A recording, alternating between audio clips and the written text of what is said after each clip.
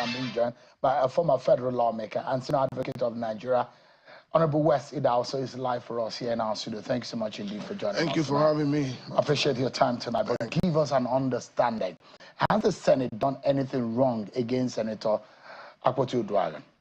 Well, to start with, I think that they have not just wronged Uduaghan, they've wronged Nigeria. The reason is simple. We all know that a few days ago, maybe 2 days ago or so, the court order was served on the Senate of Nigeria. The committee in charge of ethics and so on and so forth. And that there was proof of service. I mean, this was flying on the social media and everyone saw it. They got a substituted order to serve on the Senate through the office of the clerk. This was done. And then, in spite of this, you didn't sit down, you didn't rush a committee report, and then the person who is accused and who was likely to suffer from a suspension order was not even present. And so, in one breath, there was no fair hearing. You never heard the other side, in line with the provisions of the Constitution, Section 36. In the other breath, you disobeyed flagrantly a court order. And then you turn around to say, oh, the judiciary is not strong enough, the judiciary should improve, when we are the very ones, by this behavior, undermining judicial institutions in this country. Honestly, if I were the judge and the appropriate applications are made before me, I will go very far to make that point strong. Now let's come back to the rules. They made so much noise about the rules. We wrote these rules. Rule 60, Rule 40, we reviewed, Rule 20. There are a few sections of... We reviewed the rules in 1999. I was the first to lay down the reviewed rules. It was what I laid that I sent to the Senate for them to use. It's not changed. They've just changed, increased committees, a few here and there. Now, the Senate president allocates the seat. The dispute arose from the allocation of seat. Now, once it is the Senate president that allocates a seat and a senator complains about a right to a seat, it's a privilege because the right to be in the Senate is by election and a certificate of return.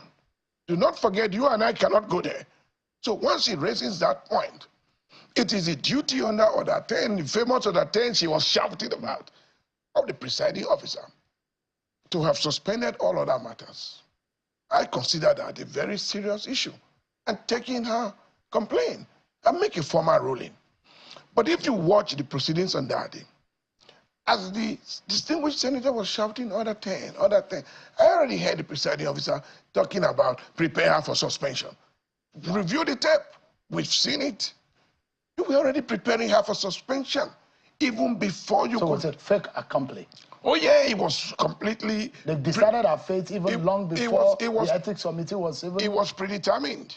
And then beyond that, the question was, at the time they went to court, the issue was that there was a thinking, a suspicion that she might be suspended. That was why she went to court. If you don't stop them, they will do it. And then they did it in spite of receiving the order. Now, I said to them, they were wrong.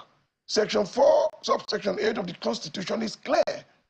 In the conduct of his legislative powers and duties, their conduct shall be subject to the judiciary. So you can actually, another arm of government can stop the activities of another arm of government. Look, can I just take it briefly? So the judiciary, the court can stop the activities that goes on in the chamber. I imagine that the activities within the chamber, there is some level of immunity to the procedure and the activities of lawmakers within the chamber. As long as the activities do not obstruct the due process of law. I mean, once a Senate is in session, it is carrying out legislative business. Whether it is about a seat, whether it's about a breach of privilege, whether it is about passing the law, whether it's about passing a motion, it's all brought down on legislative privilege. And so when the Constitution of Nigeria says that the National Assembly's duties shall be subject to the jurisdiction of the courts, it means it. And that's why they run to court each time they are suspended. Chinda was there. Ndume was there. And I was going to reference the case of Omar Agege. It was It was a rested case in the court. Yes. The case of Aline Dume. They all went to court. Dino Melaye. Dino Melaye. Yes. These are cases that have been decided by our court. In that case, there is an underlying factor that the courts have talked about. For For example, most courts are of the view that you can't suspend a sitting senator or lawmaker of any legislative body for more than 14 days, interpreting the Legislative Powers and Privileges Act. But so there is an establishment that the Senate or the National Assembly, when there is a quorum and there is a sitting, can suspend one of their own. Oh, established, yeah, by their own rules. Definite. But the court, as at the famous case of Senator Omo Agege, yes, that you cannot suspend for more than 14 days. Correct. And not only that, you can also not suspend without hearing the other party. That was a violation. Nemo Judas in Kazaswa.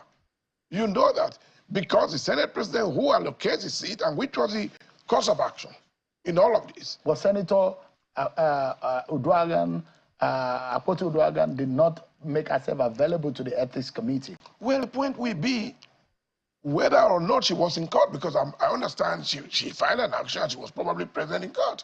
So it will also depend whether there was a proving means of proof of service on her. Because if you have a fear about you being endangered by a given institution and you approach the appropriate institution for redress, you are most likely to pursue the processes to the attention of the prosecuting institution. But let me ask you this fundamental question. The women folk, the gender, the female gender, has been under critical spotlight in politics, in this case of Senator Natasha Akpoti Uduaghan. As a former lawmaker, if this kind of case comes up, what do you think is best? Because as anyone that is above the age of 50 and is in politics and is in governance and is in leadership, will assume some level of reasoning and wisdom in handling this kind of matter. Yeah. Don't forget that Senator Godswill Akpabio is a very good friend to Chief Emmanuel Uduaghan, the husband to Senator Akpoti Uduaghan. There is a family connection. There is a friendship that is is in question here. Do you think this matter could have been handled in a better way? Well, definitely, because the Senate President is the interpreter of their rules. So in interpreting the rules, you have two obligations. You have to be compassionate, and at the same time, you have to be humanistic. Remember, we are dealing with human beings. And then you must recognize that the world recognizes the endangered nature of female politicians. And that's why you've had affirmative action, you've had the Beijing Declaration. All of this is... Does it look like Senator Natasha Akpoti Uduaghan stepped out of the line? If there is a rule that you cannot speak if you're not sitting on your chair, even when you have a legitimate reason to protest, and there are cases that are, the presiding officer himself in the 8th Assembly, we showed a video of how he agitated when he started in a place where there was no microphone. So he agitated. But shouldn't she have also obeyed first by sitting in the place and then protest later? Well, the case of, say, obey the rules that were made by your own colleagues. Agree to. No, but don't forget that even in the reallocation of seats, there is a notification. I am aware that text messages are either sent or a publication done. So if you didn't get any and you suddenly come to the Senate on that day and some para-legislative staff I'd say, no, man, you can't stay here. This is where you are going to sit. As a member of the Senate, you are not a slave. Remember that. Part of what qualifies you to remain in the Senate is that you were elected. So the right to speak as a senator is guaranteed. The right to protest is guaranteed. So you cannot be talking about sitting on the seat, which is the subject of action. We've seen 3 months suspension. We've seen a few months suspension, but this is 6 months. What a lot of Nigerians might not know tonight is that it's not 6 calendar months. It is 6 legislative sitting months, days that we're counting. Meaning that almost 8 months or 9 months. Oh yeah, it will extend far beyond. She will be out of work. Far beyond the calendar month. What do you think of that? Well, I think what she will be doing, I mean what that means is that a state of the Federal Republic, Kogi State, will be denied the right to equality of representation in the Senate. The Senate is a special body. It's made up of 3 senators per state, regardless of the size of the state. And there's a reason for that. So each time this happens, you deny Kogi State the right to a vote. And so I think that regardless of the political parties to which she may belong, the government of Kogi State should intervene and express a reservation, because it may come to a point where one vote will matter and Natasha will not be there. And that's key. It's key. So that's why it's not just about Natasha. It's about whether or not Kogi State, as a component state of the Federation of Nigeria, is denied a senatorial vote. How damaging is this for the reputation of the Senate under Godswill Akpabio? Well, I think the most damaging is the blazing disobedience of court order. It is very untenable for a lawmaking body. But there are very senior lawyers there. You have the Senate President, who is a lawyer. You have the majority leader, who is also a very respected senior lawyer. And do you think they would have flagrantly disobeyed court orders if they probably had considered something else that you are not saying, Leonard Sake? Well, you know, the truth is, power is an aphrodisiac. Legislation and the business of legislation it smells of power. So sometimes they may oversight the law, in the sense that they are dealing with primary interests which are also underlined politically, whether we like it or not. And politics is about who gets what, how, and when. So if they had made up their mind to suspend this senator, nothing else for them will matter, not even a court order. So their seniority in law will probably not be counted on this occasion. But for us who are outside, who are observing, who are practicing, we will not fail to say no. Before many of them, we were there. So we would tell Can this be corrected?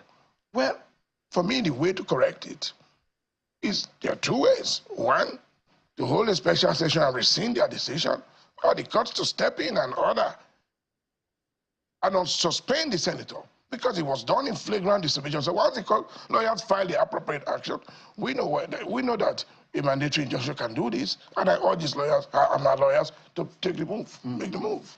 Can Godswill Akpabio fix what has come like a dent on his leadership of the Senate?